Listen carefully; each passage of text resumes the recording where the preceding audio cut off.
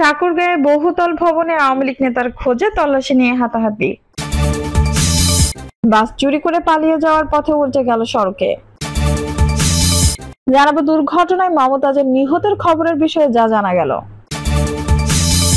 এবং সর্বশেষ জানাবো আতঙ্কে রাতের ভোটের সহযোগী সাবেক ডিসিরা। দর্শক শুনছিলেন সংবাদ শিরোনাম, এখন বিস্তারিত। ঠাকুরগাঁয়ে বহুতল ভবনে আওয়ামী লীগ নেতার খোঁজে তল্লাশি নিয়ে হাতাহাতি। ঠাকুরগাঁও পৌর শহরের মার্কাজে মসজিদ সংলগ্ন একটি বহুতল ভবনে আওয়ামী লীগ নেতা নুরুল হক জুয়েল অবস্থান করেছেন এমন খবরে ভবনটি ঘেরাও করে রেখেছেন স্থানীয়রা। এ সময় আওয়ামী লীগ নেতাকে খোঁজাখুঁজি করতে বাড়ির ভেতরে প্রবেশ করাকে কেন্দ্র করে ওয়ার্ড ও পৌর যুব দলের দুই পক্ষের মধ্যে হাতাহাতির ঘটনা ঘটেছে। জানা গেছে বিকেলে 3:30টার দিকে সাবেক পানি সম্পদ মন্ত্রী ও ঠাকুরগাঁও 1 আসনের সাবেক সংসদ সদস্য রমেশ চন্দ্র সেনের ব্যক্তিগত সহকারী ও জেলা আওয়ামী লীগের উপদপ্তর সম্পাদক নুরুল হক জুয়েল বাজার করে তার মার্কাজ মসজিদ সংলগ্ন বাড়িতে প্রবেশ করেন। এ সময় এলাকাবাসী দেখতে পেয়ে বাড়িটি ঘেরাও করে। পরে পুলিশকে খবর দিলে পুলিশ ঘটনাস্থলে গিয়ে খোঁজাখুঁজি করে তাকে না পেয়ে বেরিয়ে আসে। তবে এলাকাবাসীর দাবি আওয়ামী লীগ নেতা জুয়েল বাড়ির ভেতরেই আছেন। এই সময় পুলিশের সঙ্গে যুব দলের নেতা কর্মীরাও ছিলেন, আর আরেক দল বাইরে অবস্থান করছিল। প্রায় 1.5 ঘন্টা তল্লাশি চলে। বিকেলে 5টার দিকে সরেজমিনে গিয়ে দেখা যায় মার্কাজ মসজিদ সংলগ্ন একটি বহুতল ভবন ঘিরে রেখেছে এলাকাবাসী। তাদের দাবি এই ভবনে সাবেক এমপি রমেশ চন্দ্র সেনের পিএ জুয়েল লুকিয়ে রয়েছে। পুলিশকে খবর দিলে পুলিশ বাড়িতে তল্লাশি শুরু করেন। এই সময় যুবদলের কিছু নেতাকর্মী বাড়ির ভেতরে প্রবেশ করে, আর কিছু নেতাকর্মীকে প্রবেশ করতে না দেওয়ায় তাদের দুই পক্ষের মধ্যে হাতাহাতি শুরু হয়। পরে উপস্থিত জনতা তাদের শান্ত করে। 1.5 ঘন্টা ধরে বাড়ির ভেতরে পুলিশ ও বিএনপির লোকজন কি করছিল প্রশ্ন রাখেন তারা। নুরুল হক জুয়েল সদরের রুহিয়া ইউনিয়নের কানিকশালগাঁও এলাকার মৃত ফজলুর করিমের ছেলে। পৌরসভায় 8 নম্বর ওয়ার্ড যুবদলের সাধারণ সম্পাদক রফিকুল ইসলাম বলেন, আমি খবর পেয়েছি আমার ওয়ার্ডে রমেশ চন্দ্র সেনের পিএ জুয়েলকে নাকি আটকে রেখেছে। আমি বাড়ির ভেতরে ঢুকতে চাইলে তারা আমাকে ঢুকতে দেয়নি। বাড়ির ভেতরে 2 ঘন্টা থাকার পর বলছে এখন নাকি আওয়ামী লীগ নেতা জুয়েল নেই, অথচ যুবদলের নেতা কর্মীরাই প্রথমে বলল ভেতরে জুয়েল আছে। আমি 8 নম্বর ওয়ার্ড যুবদলের সাধারণ সম্পাদক পরিচয় দেওয়ার পরও আমাকে ভেতরে ঢুকতে দেয়নি তারা। আমার মতে যারা বাড়ির ভেতরে ঢুকছে তারাই জুয়েলকে অন্যখানে সরিয়ে রাখছে। যুবদলের আরেক নেতা বলেন, বাড়ির ভেতরে আওয়ামী লীগ নেতা আছে সন্দেহে এলাকাবাসী বহুতল ভবনটি ঘেরাও করে রাখেন। কেউ যাতে বাড়ির ভেতরে প্রবেশ করতে না পারে সেজন্য ভেতর থেকে গেট বন্ধ করে দেওয়া হয়, এবং জুয়েলকে রক্ষা করার জন্য নানাভাবে দেন দরবারও চলে। সদর থানা পুলিশের উপপরিদর্শক বজলুর রহমান বলেন, আমরা খবর পেয়েছি একটি বাড়িতে আওয়ামী লীগের এক নেতা রয়েছে। আমরা আসছি, তল্লাশি করছি। এখন পর্যন্ত কাউকে পাওয়া যায়নি, তবে তল্লাশি অব্যাহত রয়েছে। বাস চুরি করে পালিয়ে যাওয়ার পথে উল্টে গেল সড়কে। কুমিল্লার কেন্দ্রীয় বাস টার্মিনাল থেকে মিয়ামি এয়ারকন নামে একটি বাস চুরি করে পালিয়ে যাওয়ার পথে দুর্ঘটনার কবলে পড়েছে। এ সময় চোর চক্রের সদস্যরা বাসটি রেখে পালিয়ে যায়। পরে হাইওয়ে পুলিশের সহযোগিতায় এটিকে উদ্ধার করা হয়। বাসটির সুপারভাইজার হৃদয় বলেন, রোববার রাতে টার্মিনালে বাসটি রাখা হয়। সকালে এসে দেখি বাস নেই, ভেবেছি হয়তো ড্রাইভার কোথাও পার্কিং করে রেখেছেন। পরে জানতে পারলাম দেবিদার সড়ক দুর্ঘটনায় শিকার বাসটি। বাসের চালক জহির মিয়া বলেন, আমি রাতে বাসটিকে জাঙ্গালিয়া টার্মিনালে পার্কিং করে বাসে চলে যায়। গাড়ির এক হেল্পার বাস চুরি করে নিয়ে যাওয়ার সময় সড়কের পাশে উল্টে যায়। এর আগে কালিকাপুর স্ট্যান্ডে একটি সিএনজি অটোরিকশা ও একটি ট্রাক্টরকে ধাক্কা মেরে ফেলে দিয়ে আসে। তাড়াহুড়া করে বাসটি নিয়ে যাওয়ার সময় একাধিক স্থানে দুর্ঘটনার কবলে পড়ে। দুর্ঘটনায় মমতাজের নিহতের খবরের বিষয়ে যা জানা গেল।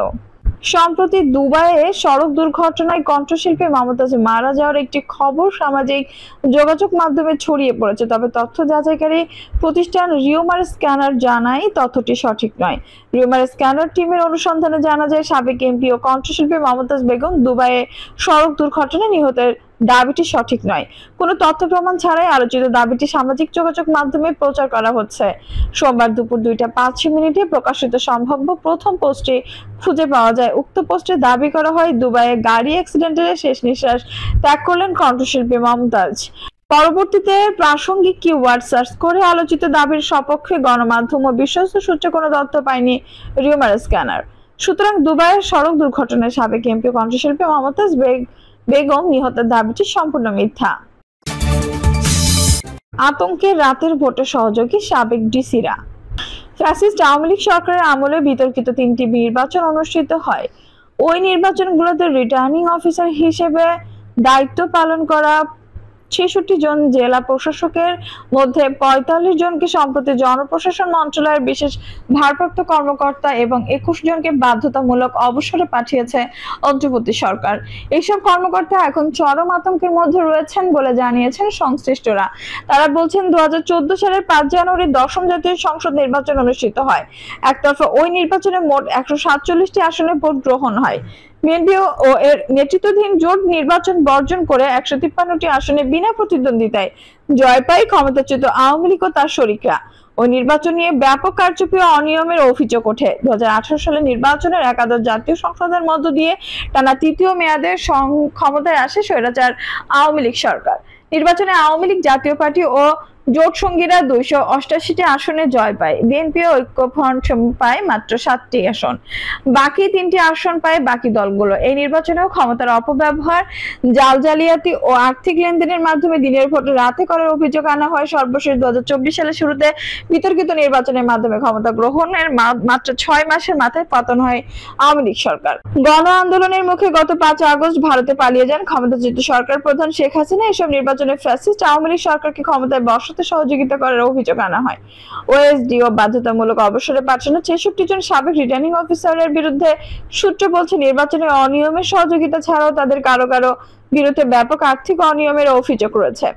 সরকারের পক্ষ থেকে তাদের বিরুদ্ধে বিভিন্ন শাস্তিমূলক ব্যবস্থা নেওয়া হচ্ছে। সব মিলিয়ে সাবেক এসব ডিসি বর্তমানে চরম আতঙ্কের মধ্যে রয়েছেন। সংশ্লিষ্টরা বলছেন অনিয়ম করে কেউ অবসরে গেলেও শাস্তি থেকে রেহাই পাবেন না। তাদের বিরুদ্ধে দুর্নীতির অভিযোগ থাকলে সেগুলো দুর্নীতি দমন কমিশনে বাঁচানো হবে। এ বিষয়ে সরকারের তরফ থেকে সিদ্ধান্ত নেওয়া হয়েছে, ফলে কেউ গ্রেপ্তারও হতে পারেন। এর কারণে তাদের মধ্যে আতঙ্ক বিরাজ করছে। বিতর্কিত নির্বাচনী রিটার্নিং অফিসার হিসেবে দায়িত্ব পালন করা সাবেক ৩৩ জন ডিসিকে গত ১৯ ফেব্রুয়ারি ওএসডি বিশেষ ভারপ্রাপ্ত কর্মকর্তা করা হয়। একই কারণে ১২ জন কর্মকর্তা এর আগে ওএসডি হন।